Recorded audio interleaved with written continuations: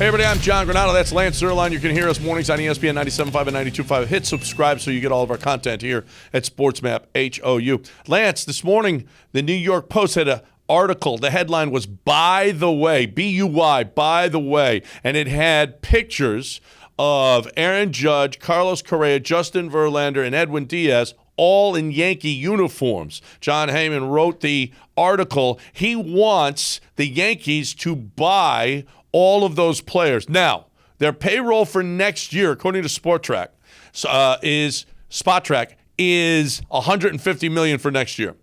With the addition of those guys, it would be another $146 million, according to Heyman. I love it. Go, right? Go do that, Yankees. That it just doesn't seem like a gig any better. I mean, obviously you're going to win it all as soon as you buy all those players, right? This is literally like soccer, where the Yankees, it's funny, the Yankees and Dodgers kind of altered their approach a few years back and said, we're going to streamline some of the spending. The Yankees said, we're going to start building, we're going to build it from within and get guys like Gleyber Torres up. And now they realize they can't beat the Astros. And now you're seeing, it doesn't mean the Yankees are going to approach it that way, but now you see the panic start to set in. When organizations can't get past a single organization, where the Rockets ended up making a move to try to help them get past Seattle, and then it ended up springing a leak against Utah. You know what I mean? When they made the trade for Charles Barkley, then Utah became a difficult team for them to get past.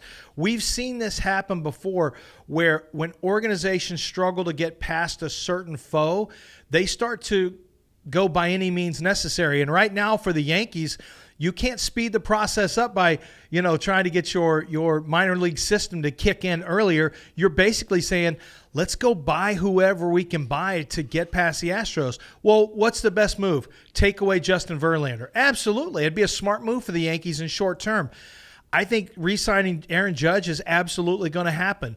Will they go with a guy like Carlos Correa? Will they pay the amount that Carlos wants? Will Carlos take maybe a good $1 per year deal, but less years with the Yankees, which is something he wouldn't do with the Astros? Oh, I could absolutely see Carlos doing that. I could absolutely. Hey, New York was on his list. New York was somebody that he would absolutely go to, and especially with the money. I don't know how many. It's still a year's thing for Carlos Correa. Heyman is saying he'll make $35 a year. Carlos will right now. Will take that to go play for the Yankees. I think Carlos wants to get back and win, but Verlander. Okay, he's talking about $43 million, which is Scherzer money. Okay, that's the same as Scherzer's making this year. And I probably would do that because the Yankees have a chance to win and win big. But we saw Verlander. We've seen Correa. They loved it here. This was a place where you win, and you know you're going to win. Do you know you're going to win in New York just because they're spending all of that money? Well, I mean, you're on an all-star team. I mean, Severino looked good in his one start. He's coming back from injury. If you had Cole, Verlander, Severino, yeah, you got a pretty good shot. If you have Aaron Judge, but you still have holes in the lineup. I don't think Carlos Correa really changes things greatly there. But I think the really interesting thing is, and by the way, all of Heyman's numbers are on the highest end possible. Yeah. So he's taking that into account. But I think it's interesting that this is what it's come to, where the Yankees are like, let's just go full international soccer and try to buy the most expensive team we can because the Astros have a shook. Yeah, but that's how they did. They've been doing that since the 70s. George started doing that with the Reggie Jacksons and all of those guys. I mean, he's been doing that forever. But it speaks to how great it is to be here, that we were patient enough to never even see the Astros for 3 years when they were losing 100 games, totally ignore the organization, but we went through that process, and now look at the fruit of that process, where the Yankees will never be able to do that. The Yankees can never just lose and have patience. It's like it's win or die with the New York Yankees.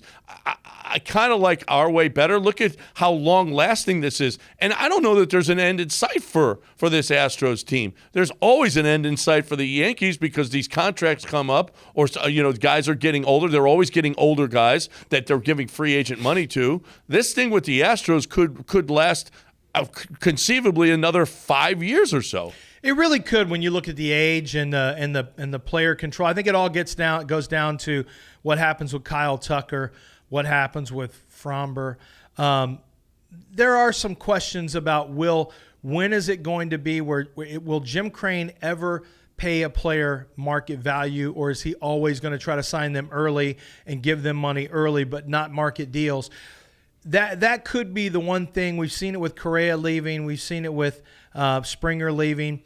That's going to be the interesting thing, is how the Astros approach it. I don't think their approach is going to change, honestly. But as long as you build a good minor league system, they've done a great job with the Latin American players, cultivating, an amazing job. Garcia, Urquidy, Javier, the list goes on.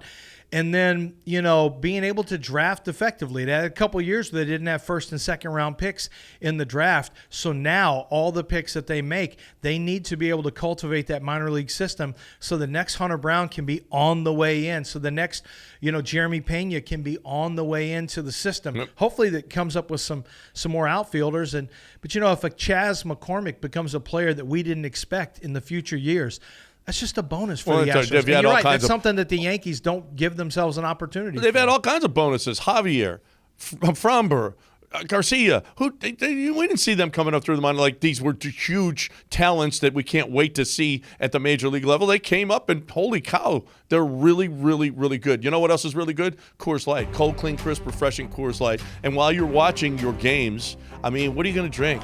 You got to have yourself some cold Blue Mountains in that refrigerator, so when your buddies come over or when you're sitting there watching the game with the wife or by yourself, whatever, don't worry about drinking by yourself. That's just fine, especially when you got those Blue Mountains, because you're getting refreshed. It's what happens every single time when you pick up a cold, clean, crisp, refreshing Coors Light. Keep baseball chill with Coors Light. All right, are you glad? Do you see the Yankees, even if they do this, if they do something like this, maybe it's not Correa, maybe it's Turner, maybe it's not Verlander, it's somebody else, it's some other big name. Are you worried about the Yankees going forward, or have the Astros proven that they're not even on the radar right now? It's going to be tough for the Yankees. I think Seattle is the team that, luckily, they're not going to be out there with about $80 million to throw around in the free agent market, because that's a more dangerous team. They just don't have enough of those type of players yet. But they have some good young come-up players. They have to continue to do it that way, build it that way, as opposed to spend money. I don't know that the Yankees can spend their way in. They got to try to hang on to Aaron Judge. If you lose Aaron Judge, you're losing 62-plus home runs. 60-plus home runs. You're losing that from your lineup. You still have to pay Stanton. Frankly, just too up and down for Garrett Cole, and he's still going to be there. I do think having a guy like Verlander take some pressure off of Cole in a weird way, because all the attention and the spotlight goes on Verlander. I've been a big fan of basically calling out Cole for being a guy who doesn't love the spotlight. Does not love the spotlight. I think he struggles in that spotlight sometimes, and maybe he's better off being a really good 1B as opposed to being the number one guy. But yeah, you always have to respect the Yankees, because they can spin their way into, I don't want to say relevance, but a high-end positioning, and they look great early on to start the year.